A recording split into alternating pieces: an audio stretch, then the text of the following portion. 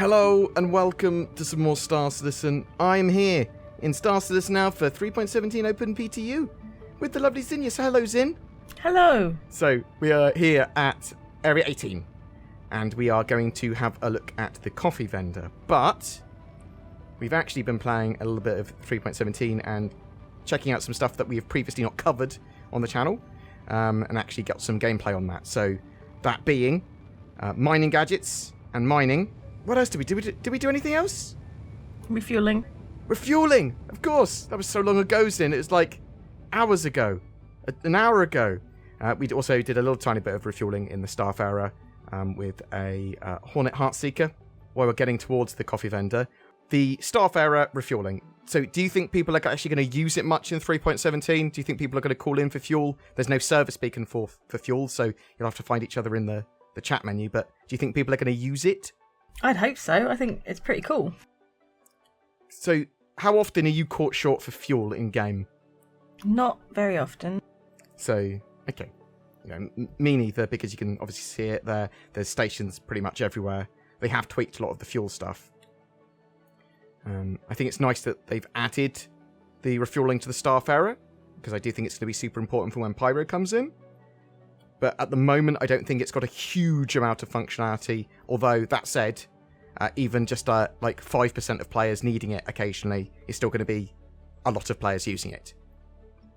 There's probably a good amount of money you can make from it as well if players are caught short. What did you think of the actual mechanics? It was alright once I knew what I was doing. Yeah, there was a bit of a faff, wasn't it? It's like, yeah. I need to target your ship, and then I need to... It's a good idea is to know where the actual fuel... pump, the hole is on your ship, because that's obviously literally where you're trying to align onto the... I think the idea is to have them on the front or the top, or both eventually. Yeah, so there's a little bit of faff with the refueling mechanics. It's sort of like, yeah, okay, I've got to get my nozzle out, bam, bam, bam, use the console, got to authorize the ship docking with me, so this is from the sort of perspective of the Starfarer, and that person docks, says they want some fuel, and then you have to open the nozzle, say what pod it's basically coming from, and okay it. And then adjust the flow rate.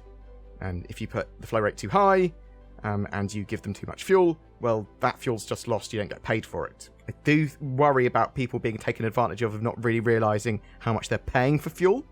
That's a good point. I didn't actually look at how much your fuel was. You just, I needed fuel. And you can do it for both hydrogen and quantum. Zin's got pretty good at landing now. I know I might have just given us a death sentence. Nice. But I thought it was nice to have refueling in, nice to actually have the functionality on the Starfarer.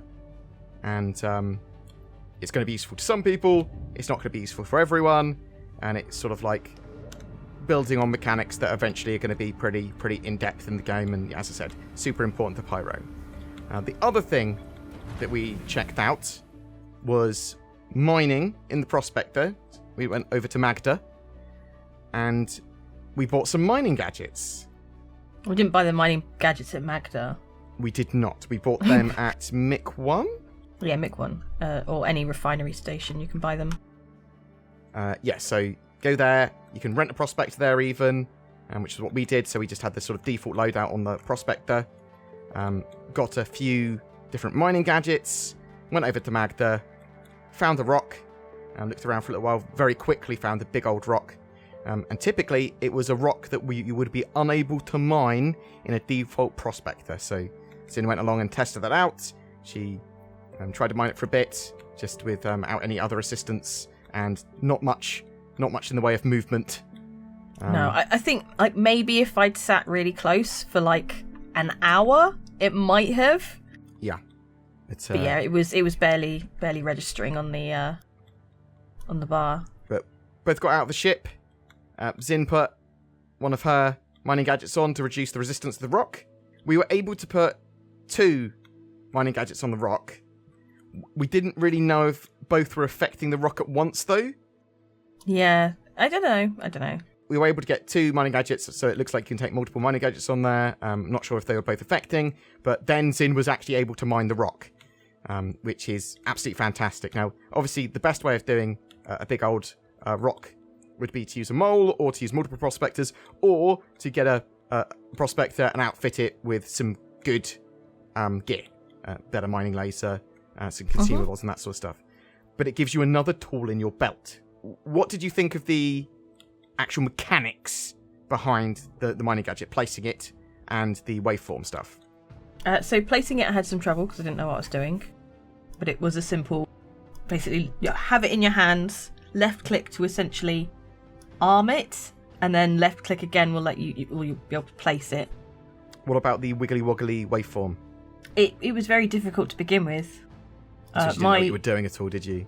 Well, I knew what I was doing, I just didn't know what was affecting what. And it wasn't like this slider affects the like frequency and this slider affects like the other like effects of a wave, but... So I have a tip for you. Yeah. So you were trying to do it by eye, looking at the waveform and trying to match it like you would in a game with that mini game. I do it by just trying to up the percentage, which way goes up, which way goes down. And with that technique, I've been able to get it a lot quicker without looking at the waveform so much. But yeah, so what I ended up doing for the mining tool, mining gadget, is just put everything to like halfway and then work it out from there. But then, yeah, I did notice the percentage. Actually going halfway and then working out which way you need to go from there is a really good idea. So once we had done the mining, broken one of the rocks apart, we noticed that the mining gadgets are recoverable as long as they don't fall through the world. Yeah. Which they appear to often do. Yeah, so I dropped one and it just went through the world. Yeah, and my one, I think, that I'd put on also just fell through. We went off to a nearby mining station, and we refined the tungsten and the copper that we got. And I just feel that the whole loop now for mining and refining is pretty smooth, pretty good, pretty refined, if you beg the pun. Pun the pun.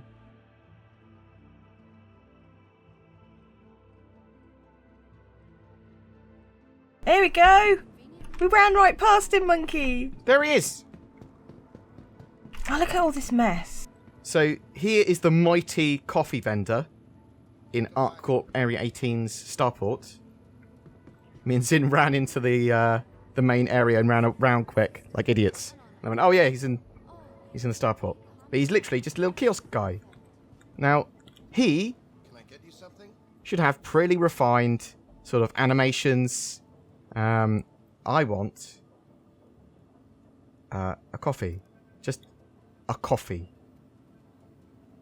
Can you get a latte? Well, he's making me a coffee, Zin. That's what I paid for. I'm not sure what it is beyond that. So the machine, it looks like it is literally functional. However, it looks like it's dispensing pips into my cup rather than coffee.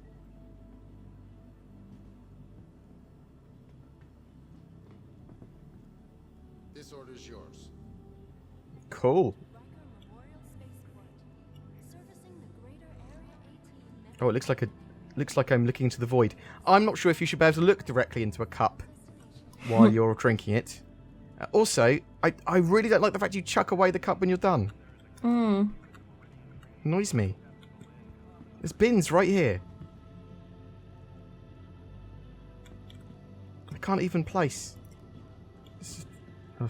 So, with the coffee vendor, it is steps towards them having lots and lots and lots and lots of different vendors, like the billion noodle vendors, like the clothing shop vendors, like all of the stalls, all having their own slight unique interactable NPCs which can serve you and can operate and move around that area, do a bit of work there.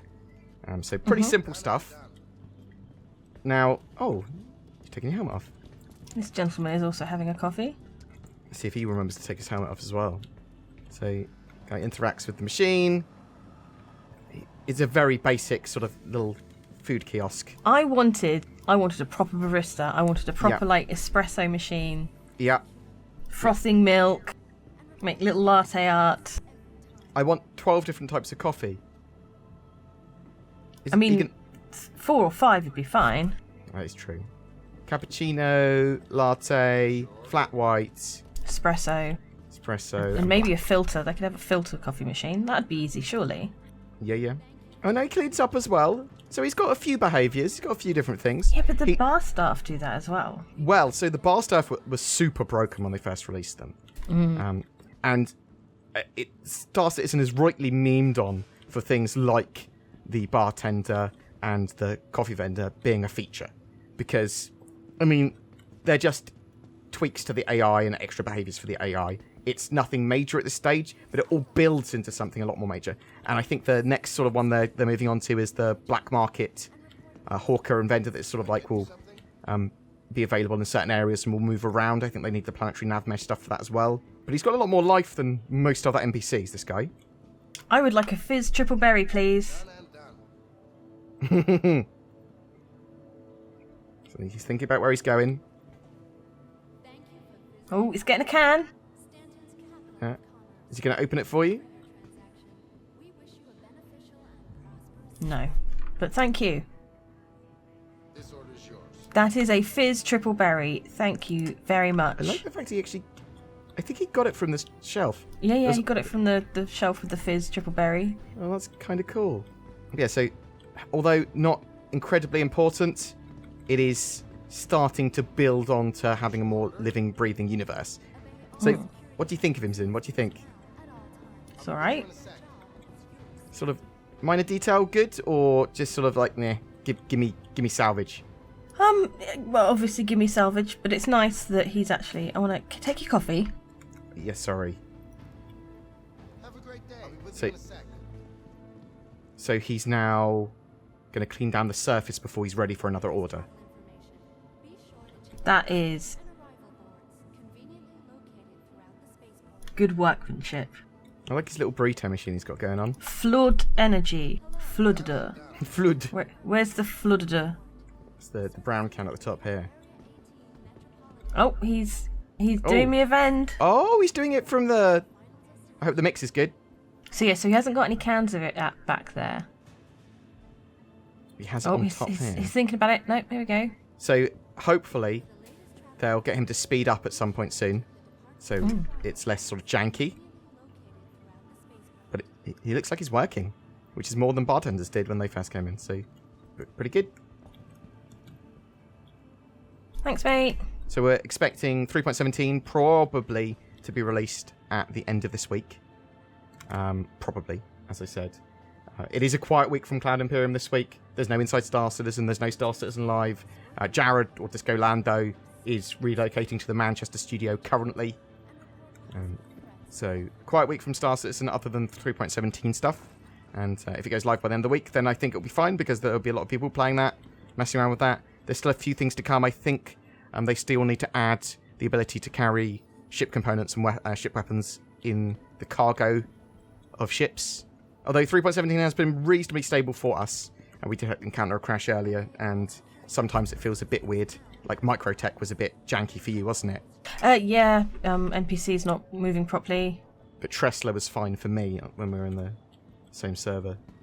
But anyway, hope you guys have fun playing 3.17. Live build, as I said, hopefully coming out pretty soon.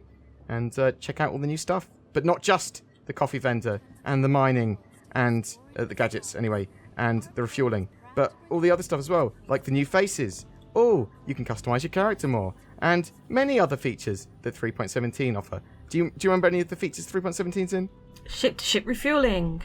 Yes. Mining gadgets. Yes, that is another one. Coffee vendor. That is also another one. There's also a river. Oh, exciting. But again, river. Some of the stuff pretty minor because there's not much tied to them, but it is steps towards much bigger and better features. So thanks for watching, guys. You take care. Peace out. See you in the verse. Say goodbye, Zin. Goodbye, Zin. Love you. Bye.